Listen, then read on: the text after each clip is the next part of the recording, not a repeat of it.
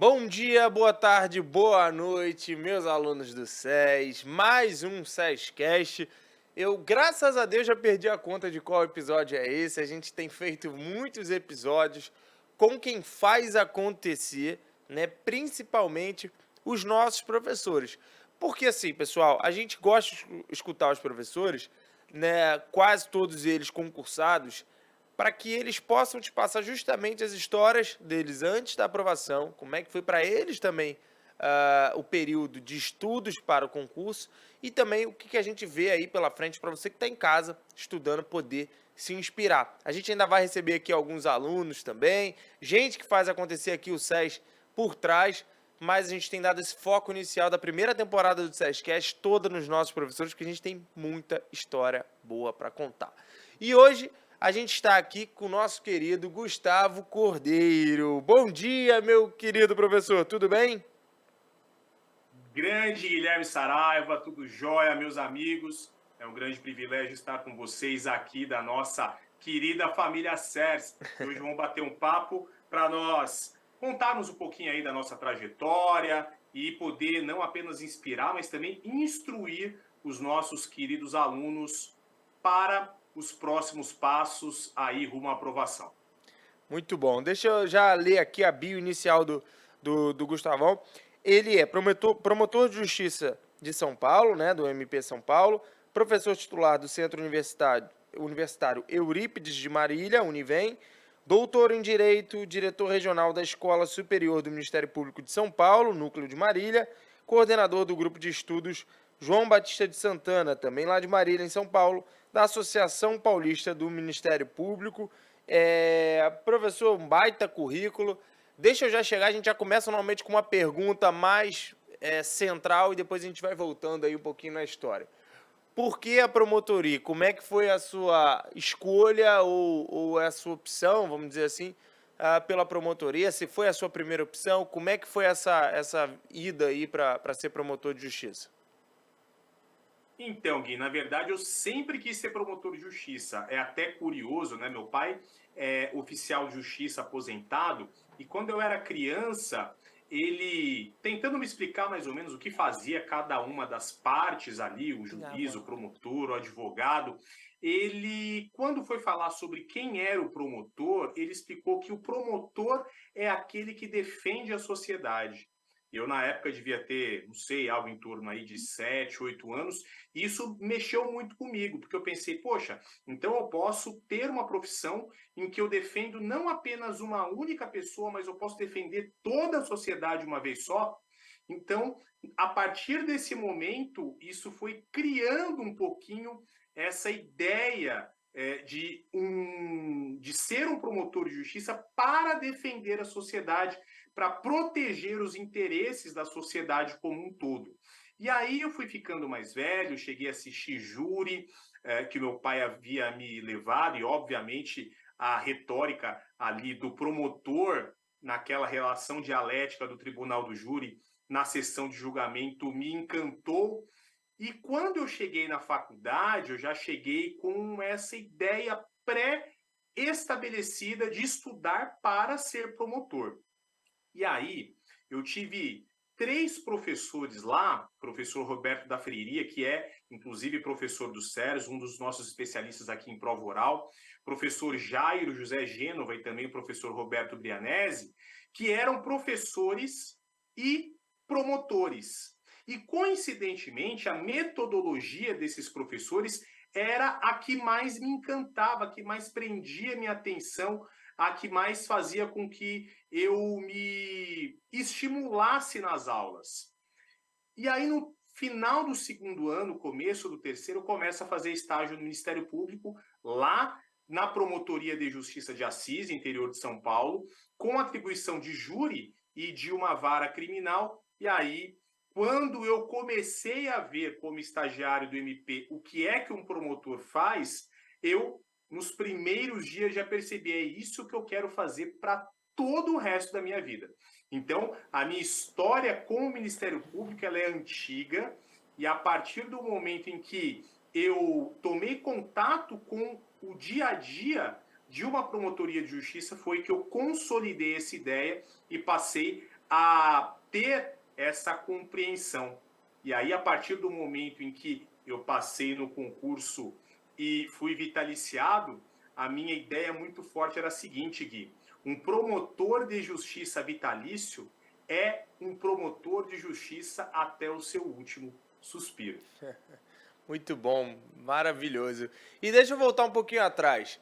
Vamos lá, como é que foi a tua formação? Você veio de qual família? Da onde você é? Conta um pouquinho de como é que foi essa sua trajetória inicial aí até chegar ao direito.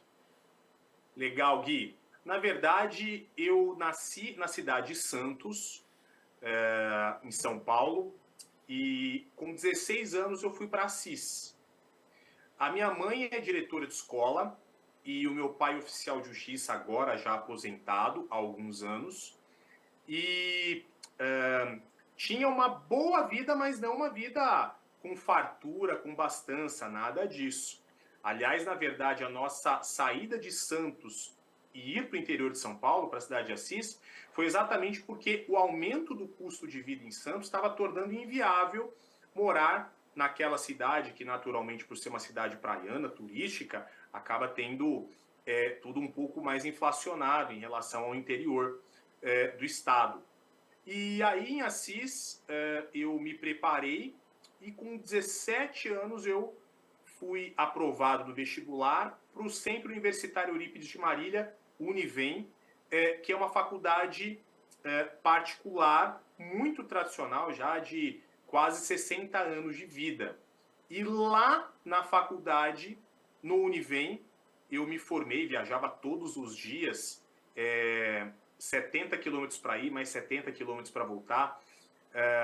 Chegava mais de meia-noite em casa. Fiz tiro de guerra, né? Fiz serviço militar obrigatório durante o período. Foi bastante puxadinho no ano de 2006, que eu estava no meu segundo ano da faculdade. E durante a minha faculdade, a minha preparação sempre foi voltada ao Ministério Público. Então, basicamente, foi essa minha trajetória aí, de moleque até o momento que eu cheguei na faculdade. Ah, legal você contar isso. Eu não sei se você tem histórias similares, mas você sabe que o Renato, meu pai, foi oficial de justiça, né? Eu não sei Que se você legal, não sabe. sabia. Não sabia. Foi oficial de justiça do Justiça do Trabalho. Eu tenho muitas lembranças com ele, porque eu era moleque, né? E meu pai era oficial, e aí, eu não sei quem conhece a rotina do oficial, a gente ia muito na casa das pessoas, né? Rodava, ele tinha uma scooter amarela, isso lá em Niterói, né? A gente é do Rio de Janeiro, nessa época a gente morava em Niterói, e ele tinha uma scooter lá que a gente ia em todos os endereços que ele precisava bater. E eu lembro que quando moleque eu falei, cara, eu achava chato, porque assim, nunca tinha ninguém em casa, sabe? Coincidentemente, quase ninguém atendia. E ninguém quer receber o oficial de justiça, né? Mas assim, são memórias engraçadas que eu tenho. Meu pai, ele ficou muitos anos no concurso de oficial e ele só saiu de oficial depois, quando ele passou no Ministério Público do Trabalho, aí foi ser direto procurador do trabalho, né? Mas ele ficou bastante tempo nisso, eu tenho boas lembranças. Ô Gui, mas isso é muito legal, porque quando eu era moleque eu também fazia diligência com meu pai, normal. Meu pai, por exemplo, tinha que me levar num determinado lugar. No meio do caminho tinha um mandado que ele tinha que entregar, de citação, de intimação, coisa assim. Ele ia lá, né, eu ficava no carro, então às vezes até ia com ele, entregava lá e acabou, tudo certo, né? Eu, na verdade, como era muito moleque, eu achava divertido, porque você passeia, você conhece os lugares diferentes, você vê umas pessoas diferentes. Naturalmente, como você muito bem disse, o oficial de justiça nem sempre é muito bem recebido, né, nos lugares onde ele vai.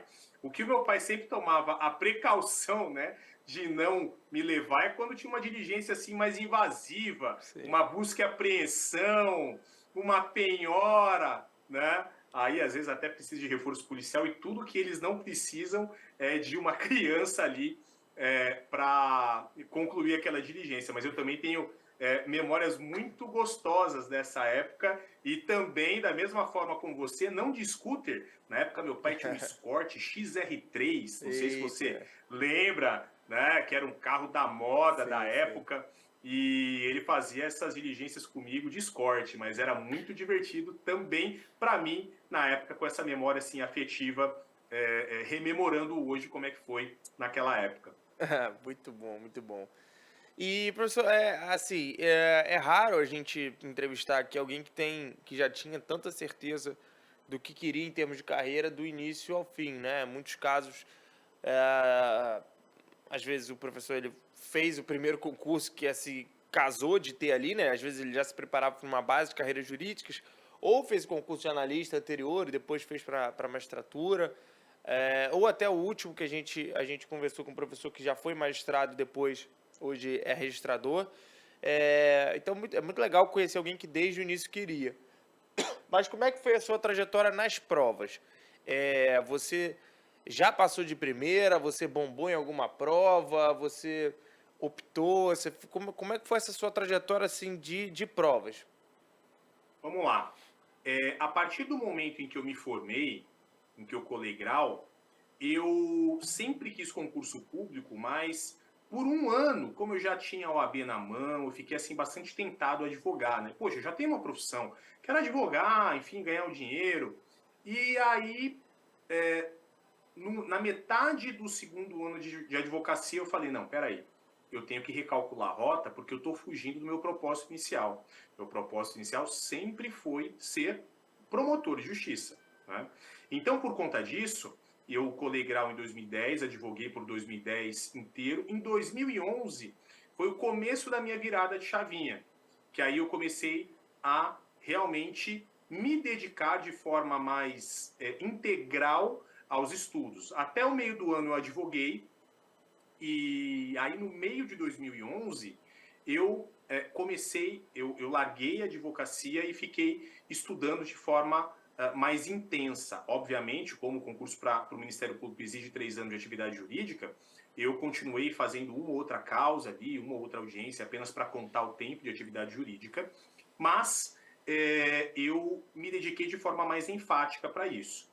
E aí, Gui, eu, em 2012, fui morar fora, fazia cursinho de manhã e estudava à tarde, morava com meu cunhado, inclusive, irmão da minha esposa, e aí eu tinha o dia inteiro para estudar, de manhã no cursinho, e aí à noite, à tarde e à noite, até umas 10 horas mais ou menos, eu me preparava. Como é que era a minha preparação? Eu, das 8 ao meio-dia, estava no cursinho, almoçava do meio-dia a 1, aí da 1 até umas 9h30 da noite eu estudava. Aí acabava 9h30 da noite, eu ia fazer qualquer coisa para relaxar a cabeça, jogar videogame, até ver novela. Aliás, admito, tá? Eu vi bastante novela nesse período aí para refrescar a cabeça. Até porque lá a gente só tinha Globo, né? Enfim. E aí, o primeiro concurso que eu prestei foi em maio de 2012 para a Defensoria Pública do Estado de São Paulo. Passei para a segunda fase. E aí eu comecei a perceber o seguinte, eu estava muito bem preparado para a primeira fase, né, ali naquela sistemática de lei seca, naquela sistemática ali de dominar as súmulas, de pegar aquelas malandragens de prova, o não, o a vírgula, o sempre, o nunca, né? Mas o que acontecia? Eu chegava na segunda fase e eu tomava pau, eu bombava, né? Foi assim em 6 provas.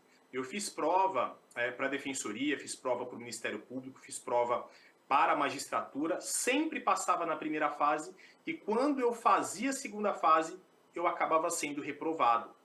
E aí, qual que era o lance, Gui? Eu tinha muita facilidade na primeira e muita dificuldade na segunda. Por quê? Porque eu escrevia mal? Não. A minha dificuldade na segunda fase é porque eu era muito prolixo. E, na minha época, não existia um serviço como o SERS faz hoje, por exemplo, de correção individualizada, de uma mentoria com alguém da profissão que pudesse corrigir as suas peças e corrigir algumas... a forma como você está redigindo ali uma dissertação ou mesmo uma pergunta. E aí, qual foi o diagnóstico que eu fiz, Gui? No começo da questão, eu dava uma floreada bonita, fazia uma introdução histórica, constitucional, bonita, assim, suntuosa, tal. Falava a respeito daquilo que o examinador estava perguntando, mas eu só ia dar resposta lá na conclusão. No universo de 300 provas, em alguns concursos 500 provas, 800 provas, naturalmente, quanto mais objetivo você for, mais o examinador vai gostar. Quanto mais direto ao ponto e assertivo você for, o examinador vai ter maior simpatia pela sua prova e, numa correção que é naturalmente subjetiva, vai trazer maior proximidade com aquilo que ele quer. Sim. Então, quando eu cheguei na prova que eu passei, já em 2013, no ano subsequente, eu tive isso em mente. Tô na minha segunda fase, tô na minha 7ª prova dissertativa. O que eu fiz errado nas 6 primeiras? Isso foi um insight, viu, Gui? Alguns minutos antes de entrar na prova. Foi uma reflexão, assim, divina, que apareceu para mim. E aí eu falei, poxa, eu acho que eu vou mudar a minha estratégia agora para dar certo. O que eu fiz?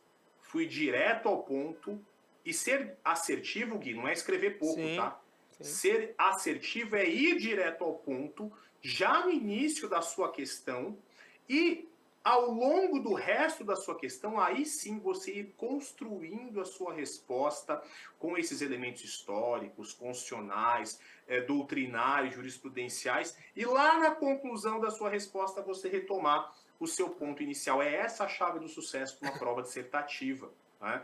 E foi aí a virada de chave. Nessa prova, eu fui aprovado na prova dissertativa e aí fui para a prova oral. E nessa prova oral, eu fui definitivamente aprovado e a partir de então fui promotor de justiça. Antes, Gui, de finalizar... Pode falar.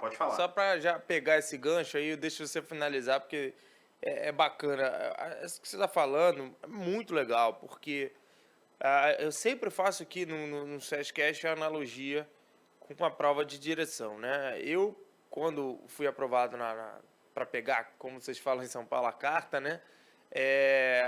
No meu exame prático para pegar a carteira, eu estava lá com várias pessoas que já dirigiam. E muitas das pessoas que dirigiam foram as pessoas que foram reprovadas. Justamente porque elas quiseram atuar como elas atuam já no dia a dia.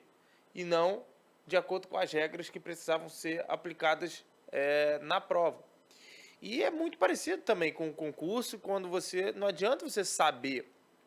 Você tem que saber da maneira certa e passar da maneira correta dentro do que a prova exige. Porque você tem muita gente muito inteligente que, por não fazer esses ajustes no seu jogo, acabam não sendo aprovados.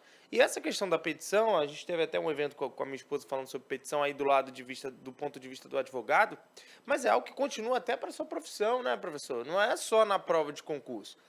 O advogado às vezes faz uma petição e ele esquece que o juiz, na última estatística do CNJ, o juiz toma 7 decisões de sentença por dia. Em média, pode ser decisão interlocutória ou sentença por dia. Porra, são 80 milhões de processos no ano.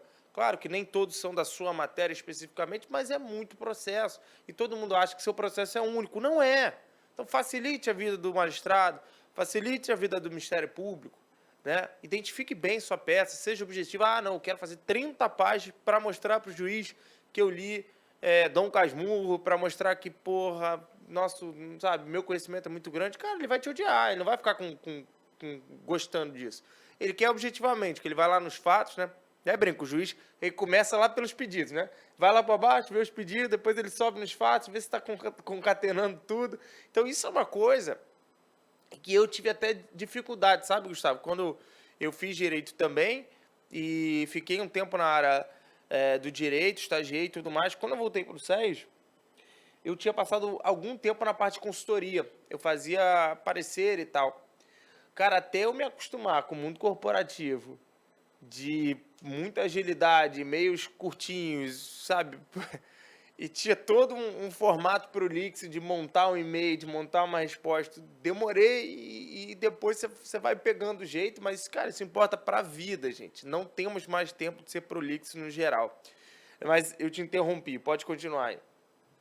Então, Gui, quando a gente fala a respeito dessa situação de reprovar na primeira fase, perdão, na segunda fase, e essa dificuldade de entender o que o examinador quer da gente naquele momento específico, eu sempre quis Ministério Público em São Paulo, por naturalmente ser de São Paulo, querer ser promotor de justiça e já ter feito estágio no MP de São Paulo. E aí foi uma questão muito interessante. Eu fui aprovado em dezembro de 2013. Em 2012, em novembro de 2012, eu fiz a segunda fase do concurso anterior do Ministério Público do Estado de São Paulo. E eu considero que eu fiz uma prova dissertativa melhor no concurso 89 de 2012, em que eu não passei, do que na prova de 2013, em que eu passei. A diferença é que em 2012, na prova em que eu não passei, eu fiz uma prova com muito conteúdo, recheada de conteúdo. Eu, digamos assim, vomitei conteúdo, mas eu não organizei a forma mais adequada em relação àquele conteúdo. Ou seja, eu não organizei as minhas ideias da forma como o examinador queria ouvi-las. Uhum.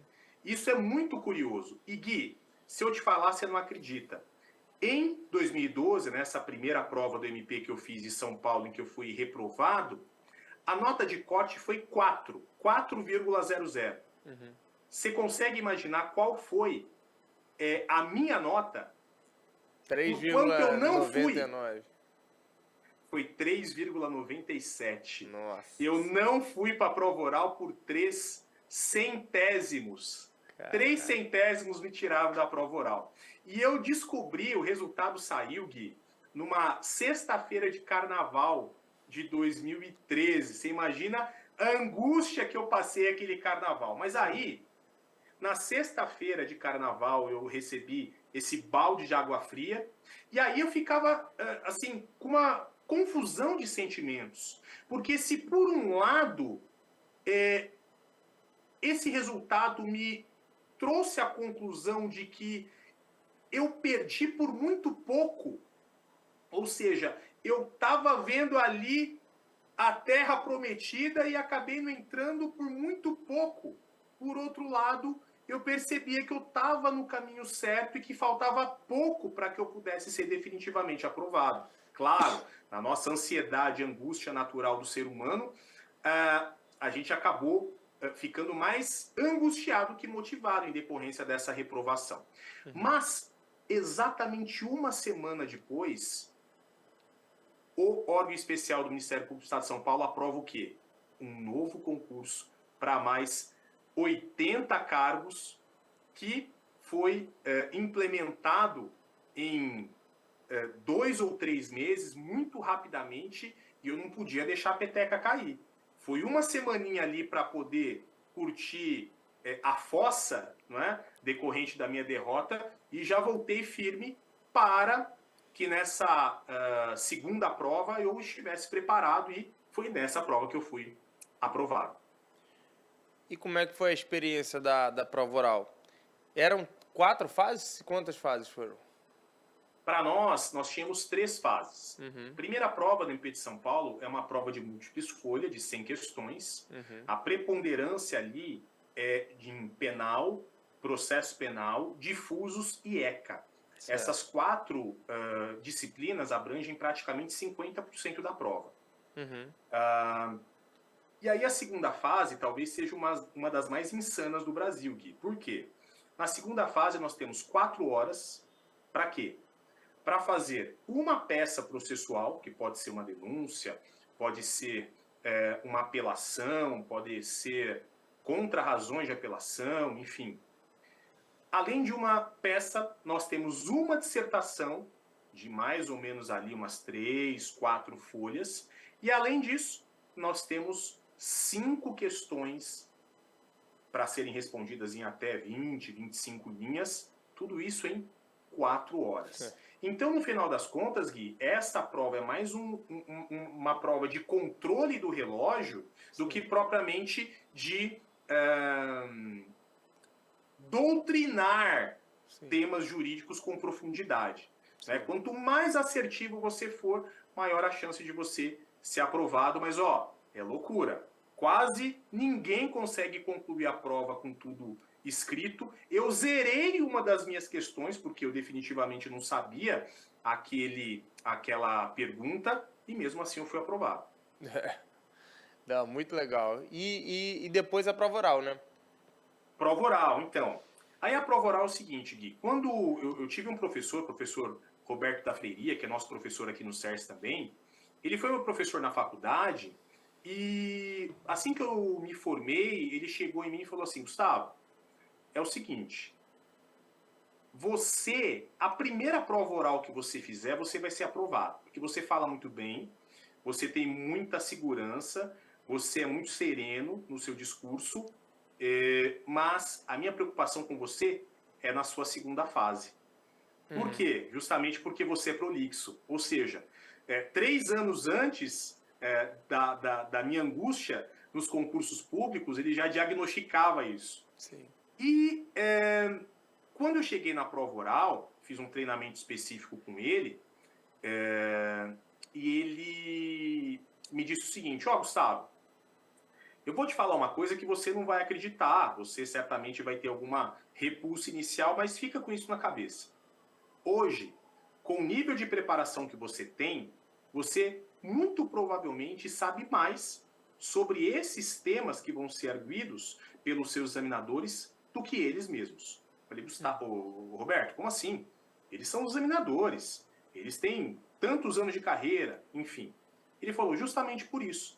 Eles têm 30, 40 anos de carreira, são procuradores de justiça, e, exceto um ou outro que esteja dando aula numa faculdade de uma ou outra disciplina, o que é exceção, não é a regra, esses examinadores ficaram alguns anos sem abrir alguns livros. Sim. Então, talvez o conhecimento que eles tenham hoje é mais superficial do que a densidade de conhecimento que você tem em relação a esses assuntos do edital. Uhum. E aí, essa fala dele me deu muita confiança, porque existe naturalmente uma insegurança muito grande quando você vai para uma prova oral. Afinal de contas, você está quase lá no caminho da sua aprovação, é a última etapa, e você até num certo sentido um pouco covarde a arguição, porque o examinador está lá com todos os materiais, todos os livros, toda a lei, e o candidato está ali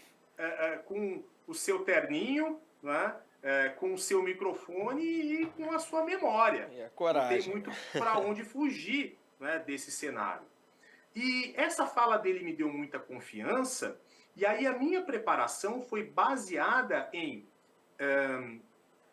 ler os meus resumos, ou seja, os cadernos que eu tinha do curso preparatório ou eventuais sinopses. Afinal de contas, ali na prova oral são 2, 3 meses, não dá tempo de você começar material novo, pegar a doutrina densa, não. Você tem que fazer uma revisão daquilo que é o mais importante. E mais, o estudo para a prova oral é um estudo mais voltado ou mais assemelhado com a primeira fase. Porque o que é perguntado numa prova oral? Doutor, o que é prescrição? Não é assim que começa ali uma pergunta, sempre conceitual, que pede classificações, definições, prazos, natureza jurídica de determinados institutos. Então, na verdade, a prova oral acaba sendo mais um jogo de inteligência emocional e de equilíbrio do que propriamente uma aferição sobre o conteúdo jurídico. A rigor, o conteúdo jurídico já foi aferido pelo examinador na primeira e na segunda fase. O que o examinador quer ver do candidato ali na prova oral? A sua postura, o seu equilíbrio, se ele tem condições de exercer aquele cargo. Afinal de contas, no Ministério Público, por exemplo, você vai fazer júri.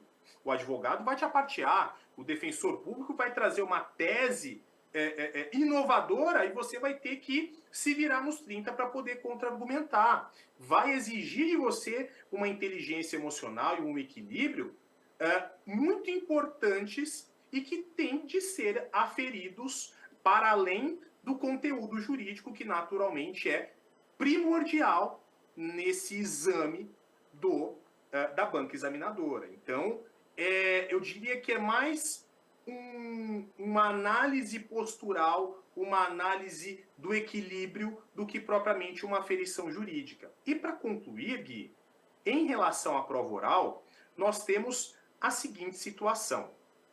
Muitas vezes, quando o examinador começa, entre aspas, a bater no candidato, o candidato se apavora. Ele tem uma crise de ansiedade e ele fica, assim, desnorteado. Na verdade, como regra, se o examinador está batendo no candidato, ou seja, está tentando desnortear o candidato, tentando tirar o candidato do centro de equilíbrio, é porque esse candidato está indo bem. Então, se a arguição ela é escalonada, com perguntas mais simples no início, com perguntas mais rebuscadas no final, e até muitas vezes com alguma insurgência, alguma ironia, até algum sarcasmo do examinador do meio para o fim da arguição, e o candidato pode falar, nossa, o examinador não foi com a minha cara. Não. Normalmente, quando o examinador está te batendo, é porque você já está aprovado, ele está querendo saber até onde vai para poder definir a sua classificação. Então, são algumas características da prova oral que muitas vezes quem está de fora ou quem é marinheiro de primeira viagem não se atenta. E são muito importantes para que você não deixe tudo a perder no momento de maior estresse, no momento de maior tensão, quando, na verdade, você já está bem organizado, você já está provavelmente até aprovado e você está pensando que o examinador está querendo prejudicar você ou não foi com a sua cara. Esse é um ponto também bastante importante e característico da sua prova oral. O professor Marcílio, que teve com a gente aqui no SESCAT, que tem uma história boa de prova oral, né? Que ele tomou uma provocação dessa, foi dar uma contra-razoada ali e o cara reprovou ele, entendeu? Então, e eu acho que foi justamente dessa, assim, acho que ele falou uma coisa, o examinador falou alguma coisa que estava errado, que foi o que você falou, não é incomum, está falando de pessoas que não estão ali o tempo todo olhando, assim como ele sabe de muitas coisas da prática que você ainda não sabe, você provavelmente está mais afiado na teoria do que esse examinador. Então, Perfeito. Levar para o lado pessoal e provocar ele não foi uma boa. Legal. Não é legal. O candidato numa prova oral ele tem que saber se situar. Ele Sim. tem que saber a posição dele. A posição dele é de examinado. Sim. Os examinadores, eles precisam ser respeitados, não é? E qualquer insurgência contra um determinado examinador pode sim trazer uma dificuldade dessa natureza. Afinal de contas, as autoridades, né, de bancas examinadoras naturalmente são vaidosas. Nós somos vaidosos como seres humanos. Sim. E esse é um tipo de postura que deve ser realmente evitada. E mais, Gui, tem uma outra questão interessante que envolve prova oral. Pense da seguinte forma. Numa prova oral, é muito comum que o candidato se sinta inseguro e, diante de uma insurgência do examinador, ele acabe voltando atrás. Uhum. Qual foi a recomendação que eu recebi na minha prova oral e que eu repasso para todos os meus alunos que eu oriento? É a seguinte: numa prova oral, a não ser que você perceba que você falou uma atrocidade muito grande, mantenha o seu posicionamento, se ele for minimamente sustentável no aspecto jurídico. E eu vou dar um exemplo. A candidata que me antecedeu na minha prova, ela acabou agindo da seguinte forma. O examinador fez uma pergunta, ela deu uma resposta, e o examinador falou: doutora, a senhora tem certeza disso? Porque será que não é isso, isso, isso? E aí ela falou: excelência, eu eu retifico a minha resposta, de fato, Vossa Excelência tem razão, é isso assim, assim, assim. Doutora, a senhora tem certeza que esse posicionamento, será que não é aquilo que a senhora respondeu inicialmente? Aí o examinador astutamente trouxe outros argumentos, né, para sustentar aquele posicionamento dela. E aí o que ela fez? Ela voltou atrás novamente. E aí o que ele falou? Doutora, abra no artigo tal do Código de Processo Penal. E aí, um silêncio ali na sessão pública de arguição, todos ouvindo apenas o barulho ali do folhear do código, e aí, mais ou menos uns 10 segundos depois, ela, naturalmente, a candidata já angustiada, o examinador falou, doutora, quer saber? Não abre o código não, porque se a senhora abrir o código, a senhora vai mudar de posição de novo. Eu estou satisfeito. Acabou a prova oral e ela foi reprovada. Moral da história. Na prova oral, você precisa demonstrar segurança e firmeza. Um juiz, um promotor, um defensor público, um procurador... Gustavo, isso depois você vai precisar dessa segurança, porque você vai estar na tribuna, você vai estar na tribuna de um caso importante, você vai estar com um advogado de peso do outro lado, que vai, perdão da palavra, te meter a porrada, né? Se for um bom advogado, ele vai, não pessoalmente no promotor, nem na figura institucional do promotor, mas nos argumentos do promotor, ele vai o tempo todo trazer uma contraprova em relação ao que você está falando. O próprio juiz vai poder fazer algumas auferições, vai poder falar com o promotor e tentar... Então, assim, se você não conseguir sustentar, né? Aqui a gente está falando de um caso do júri, né? Claro, mas no dia a dia você também vai viver isso, mas cara, se você não está pronto para ter alguém te provocando, contradizendo seus argumentos, né? Puxando do outro lado, jogando um jogo também psicológico, você realmente não está pronto, não é para passar na prova. Você não está pronto para exercer a profissão no mais alto nível de qualidade. E até, provavelmente, essa candidata, se ela teve qualidade de chegar até a prova oral, provavelmente ela voltou e é capaz de ter sido aprovada. Hoje ela é promotora no Paraná. Ela foi aprovada logo depois de mim. Claro, então, assim, natural. Estava preparada, era excelente. Ela estava muito preparada, ela só não teve realmente aquela inteligência emocional para lidar com a situação. Talvez não tenha sido orientada como eu fui a manter o seu posicionamento. E esse mesmo examinador tentou fazer a mesma coisa comigo. Sim. Mas eu teimei, não, excelência. É isso. Entendo. Mas talvez isso tenha sido uma lição, né? Talvez tenha sido uma lição. Com certeza. Porque como é que isso é hoje na atuação profissional dela? Porque é difícil, você às vezes lida com advogados muito bem preparados na outra parte, você lida às vezes com um magistrado que também pende muito para uma outra tese, né? A gente sabe que isso acontece, muitas vezes o magistrado, seja de primeira ou de segunda instância, ele já tem um juízo de valor em relação à tese e tudo que você falar ali o cara discorda, né? A pessoa, o magistrado vai discordar. Como é que você vai lidar com esse caso? Você tem que estar preparado para esse embate emocional, né? A prova oral ela existe para isso, né? Perfeitamente. Então é importante deixar claro, a prova oral é uma avaliação jurídica? Mas ela é uma avaliação menos jurídica e muito mais postural, de inteligência emocional, de equilíbrio. E um outro cuidado, Gui, importante. Na minha época, nós tínhamos ainda a chamada entrevista pessoal. E na entrevista pessoal, nós ficávamos ali reservadamente com a banca examinadora e perguntas pessoais eram realizadas. O examinador, quando eu estava na prova oral, quando eu estava nessa entrevista, ele me perguntou, doutor, o senhor percebeu que eu fiquei perguntando artigo de lei, número de resolução do CNMP, número de ato normativo interno aqui do Ministério Público do Estado de São Paulo? Percebi, excelência. Mas o senhor sabe o porquê? Eu falei, não tenho ideia. Pois nós recebemos uma carta de recomendação aqui de um promotor de justiça lá da sua cidade e ele falou que o senhor tinha uma memória prodigiosa.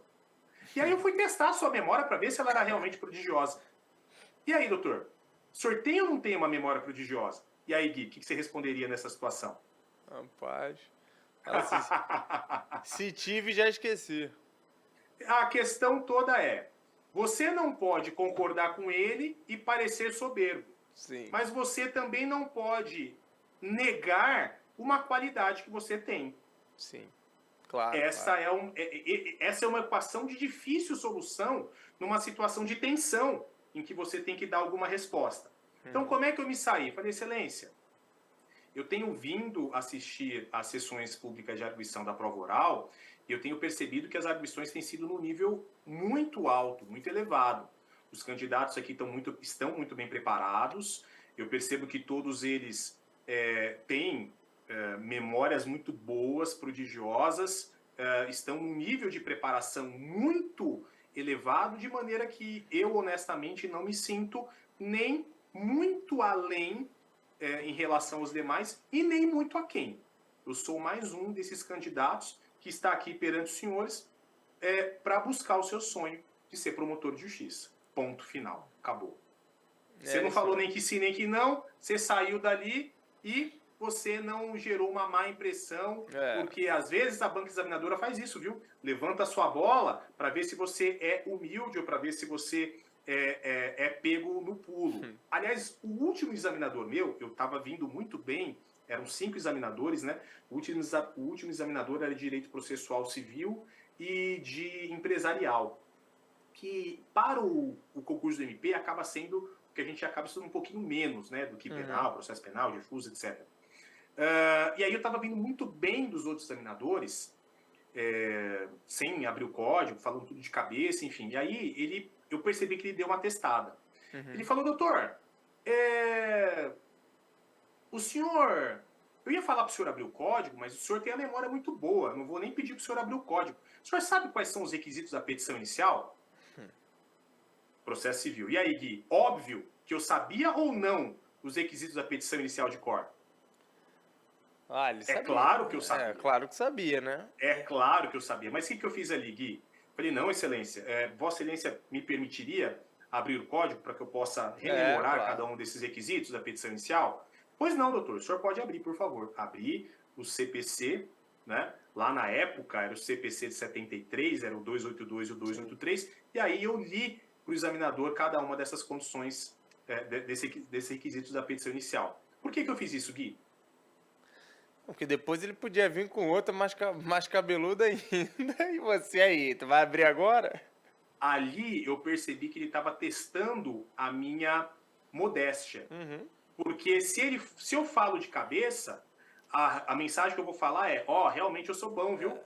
Aí na próxima ele ia te perguntar alguma que era impossível de você lembrar de cabeça. Exato. E você ia tremer na base. Opa, agora eu preciso abrir. Perfeito. E aí, a partir do momento em que eu baixei a minha bola ali diante de uma insurgência dele, ele, a partir dali, passou a ter uma arguição mais tranquila. Sim. Então, é necessário que você tenha também essa sensibilidade. Não é, claro. Não é um exame para saber o quanto você é bom. É um exame também para saber o quanto você é humilde. Para saber o quanto você tem serenidade para lidar com as situações. Afinal de contas, você, uma vez aprovado, será uma autoridade, mas você precisará, em todos os momentos da sua atuação funcional, ser respeitoso, ser cordial, agir com urbanidade e ter humildade em relação a quaisquer pessoas, especialmente aquelas que são mais humildes, mais simples e que vão bater na porta da sua promotoria de justiça para ter uma orientação, e muitas vezes você é a única salvação para o problema dela. Perfeito, perfeito.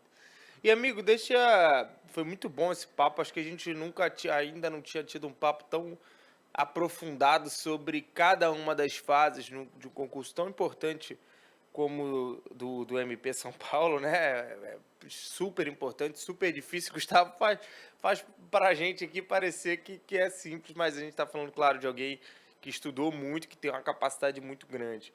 Mas, assim, depois, a docência já era algo que você visualizava? Como é que foi essa sua transição?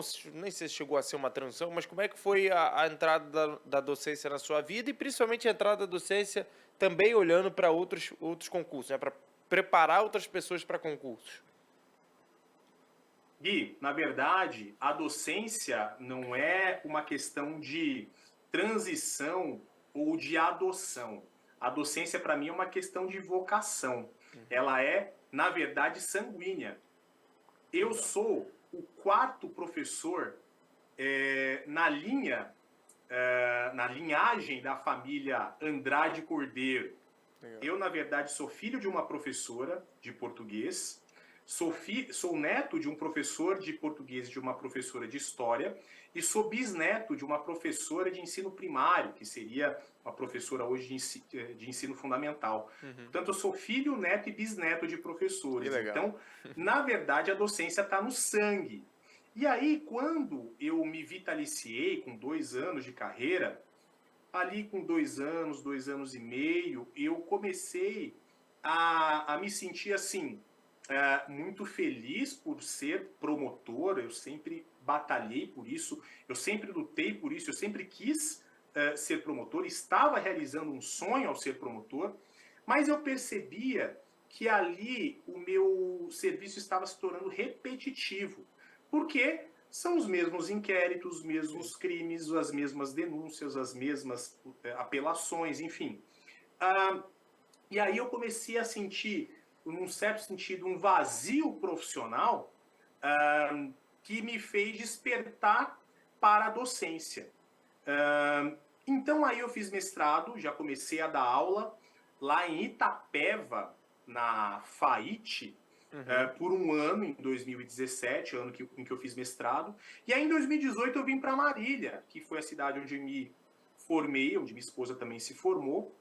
Minha filha nasceu aqui em Marília em 2018, e em 2018 eu comecei a dar aula no Univem, que é a faculdade onde eu me formei e até hoje onde eu leciono. E aí eu posso dizer que eu me senti completo, pleno como profissional, porque eu conjugava 2 grandes sonhos, de ser promotor de justiça e de ser professor universitário. Quando eu via os meus professores que eram promotores lá na faculdade, eu olhava para eles e falava, poxa, eu quero ser esses caras ali na frente, no futuro. Eu quero também ser promotor e professor universitário. Eu quero me sentir importante passando adiante o conhecimento que eu adquiri, né? Porque muitas vezes o promotor acaba acumulando o conhecimento, mas quando muito repassa ali para os seus analistas, para os seus oficiais, para os seus estagiários, mas ele não tem a oportunidade de repassar tudo aquilo que ele tem de bagagem para alunos, pegando alunos que estão ali engatinhando no sentido jurídico e fazendo-os andar, correr, até que eles virem maratonistas, ultramaratonistas, enfim, a fim de que eles possam caminhar com as próprias pernas. E esse sempre foi um objetivo muito grande meu e que me movia a ser professor. E aí, a partir de 2019, o SERS entrou na minha vida. E aí, a partir de então, eu comecei com preparações específicas para o Ministério Público do Estado de São Paulo. Acho que os nossos alunos gostaram das nossas aulas. A partir de 2020, eu passei a fazer parte aqui no SERS dos cursos regulares, carreiras jurídicas, preparação para a magistratura, para o Ministério Público, para a Defensoria Pública, para procuradorias e até para cartórios. Então, para mim é motivo de muita alegria poder não apenas trabalhar na docência numa ponta, que é a ponta em que você pega o aluno na graduação, ensina a andar, dá leite, prepara, trata esse aluno até que ele vire um maratonista do direito, e na outra ponta também, preparando o aluno não apenas na sua formação basilar, na espinha dorsal da sua formação jurídica como na graduação, mas no curso preparatório, trazendo efetivamente, de forma assertiva, para os nossos alunos como ser aprovado no concurso público dentro, evidentemente, das minhas matérias atribuídas,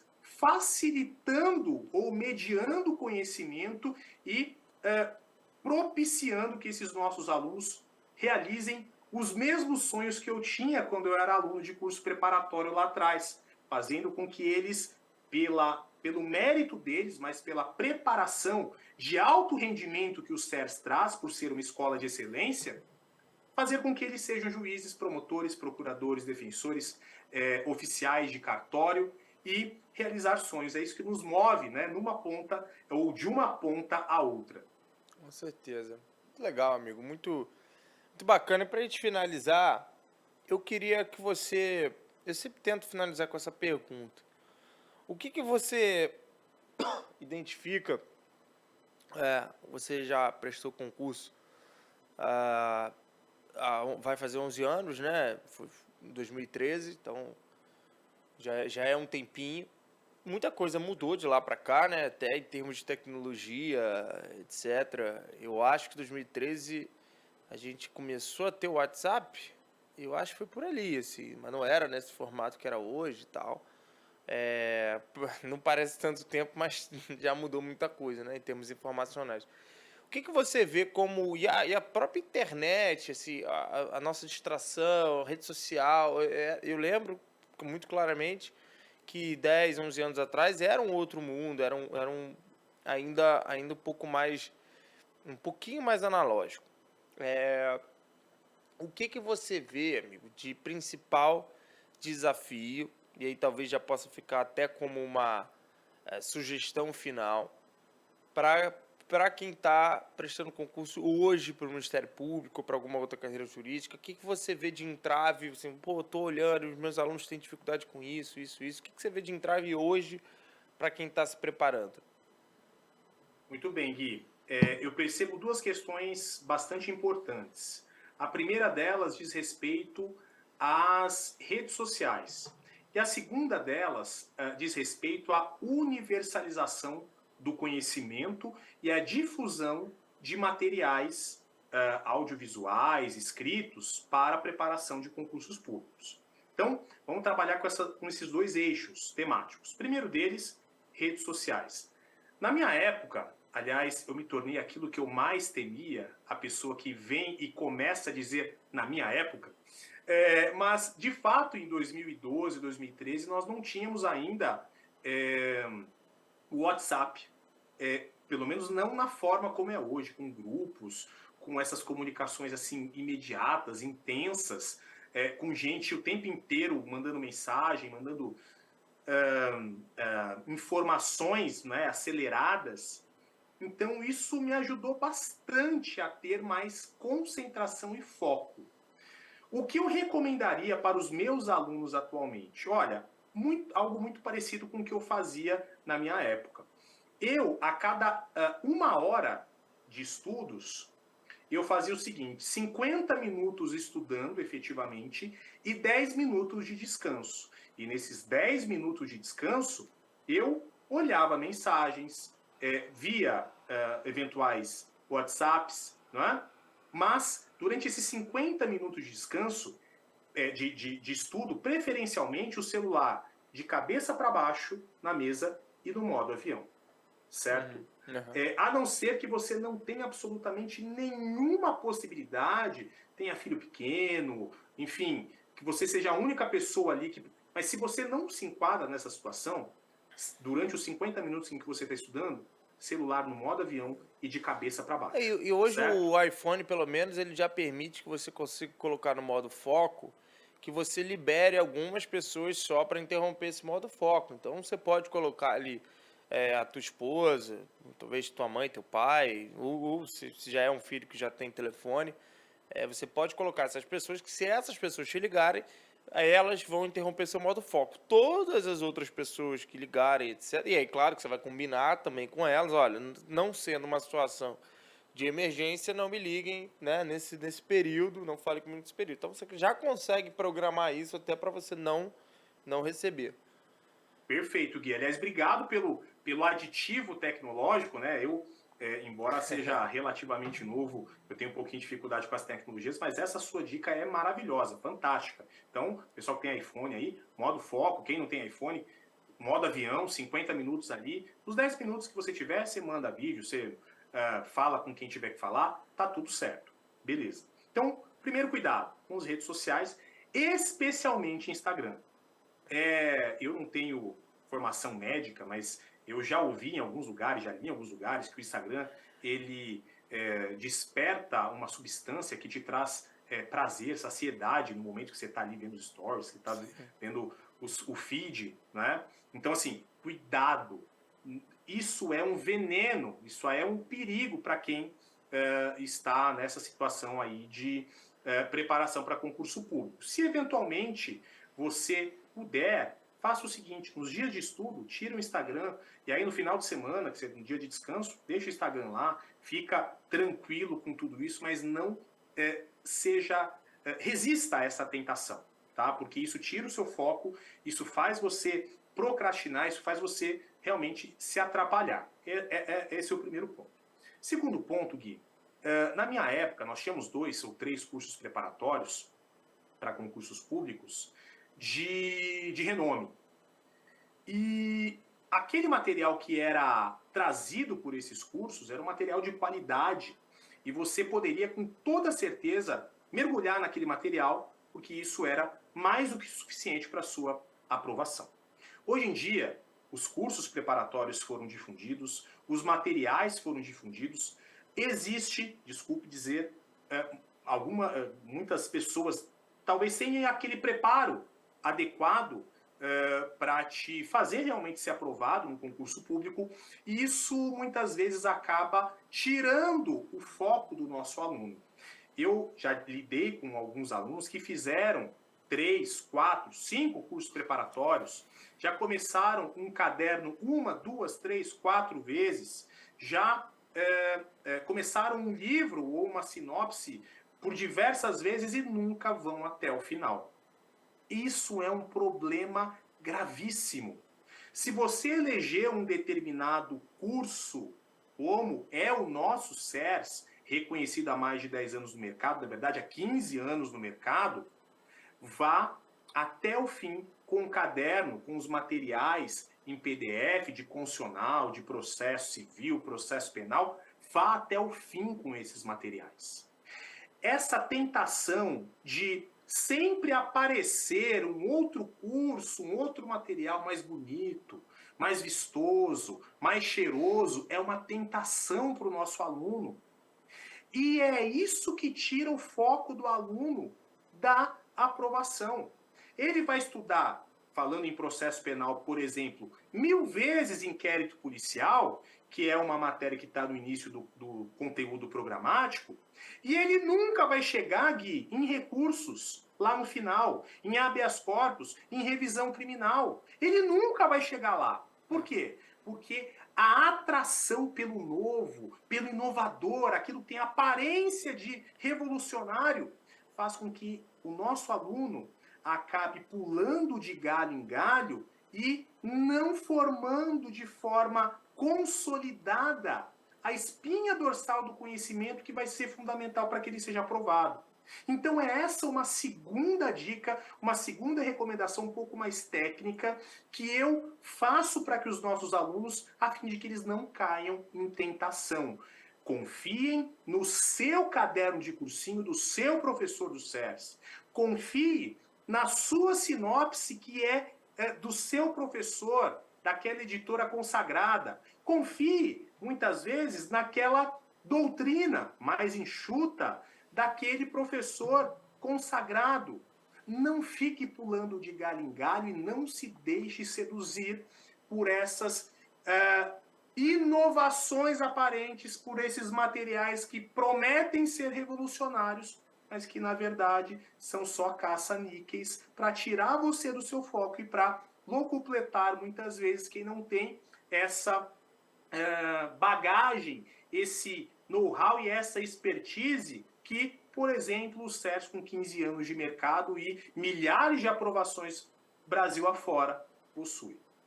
É isso mesmo, é a parte da curadoria, né, que a gente conversa. Acho que hoje o maior desafio do concurseiro lá atrás era ter acesso à informação, principalmente se você não estava nos grandes centros, era muito difícil. A gente começou a quebrar essa barreira da informação, primeiro com os cursos satelitários lá atrás, depois com a primeira geração dos cursos online, e hoje você tem acesso pleno à informação. Aí o problema começou a ser justamente o contrário, né?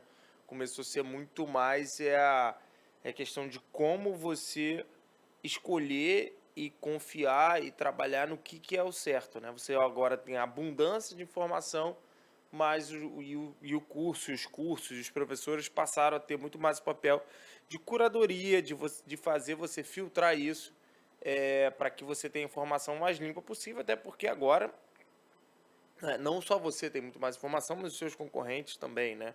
Então, eu acho que é por aí. Professor, foi uma ótima conversa, eu adorei, prazerzaço te conhecer, você tem uma oratória maravilhosa, uma didática muito bacana e também uma história muito legal, acho que é uma história de inspiração para o pessoal. A gente conversa muito sobre essa questão de, olha, muitas vezes você tá na classe média, você, né, possui esse sonho de ser aprovado no concurso, muitas vezes é o que realmente consegue fazer você ascender até socialmente, né? Você vai para um outro nível, abre inúmeras outras possibilidades na sua vida, e você fez isso de uma maneira muito bacana, muito objetiva, com um pensamento muito focado. Eu acho que é uma baita inspiração para quem está vivendo aí esse processo das carreiras jurídicas. Não é fácil. Meu professor foi reprovado 6 vezes em provas de segunda fase, e chegou na oral, viu muita gente ser reprovada. Então, não é fácil, não é um caminho rápido, ninguém chega aqui, isso é muito raro. Não, pô, passei com 22 logo no meu primeiro concurso, deu tudo certo. Normalmente a história não é assim. Então, professor, obrigado demais e até a próxima, né? Maravilha, Gui. Da minha parte, foi um grande privilégio poder contar um pouquinho mais da minha história, trazer para os nossos ouvintes também um pouquinho da nossa trajetória profissional e, especialmente, poder trazer algumas dicas, algumas recomendações que vão ser muito poderosas para quem estiver nos vendo e nos ouvindo para aprovação no concurso público. Da minha parte, eu deixo um forte abraço para você, Gui, nosso comandante aqui do SERS. Também estenda meu abraço ao querido chefe Renato Saraiva e um beijão para todo mundo, para os funcionários, para o pessoal da equipe técnica, todo mundo muito querido, que eu amo muito. A família, na verdade, o SERS é uma família e eu tenho um grande privilégio de estar há 5 anos desses 15 anos de história, sendo mais um desses filhos da grande família SERS. Então, deixo a vocês um forte abraço. Muito obrigado. Contem com a gente, vai ser um grande privilégio colaborar ainda mais com a sua aprovação, seja aqui nos cursos SERS, dos quais sou professor, ou nas minhas redes sociais, em que eu ofereço conteúdo referente a direito penal, direito processual penal, e também troco ideia no inbox sobre preparação para concurso público. Vai ser um grande privilégio te dar alguma sugestão e alguma recomendação propositiva e assertiva para a sua aprovação. Gente, forte abraço e, como diz nosso querido chefe, vamos juntos! Vamos juntos. Um abraço, meu querido. Valeu, galera. Tchau, tchau. Valeu!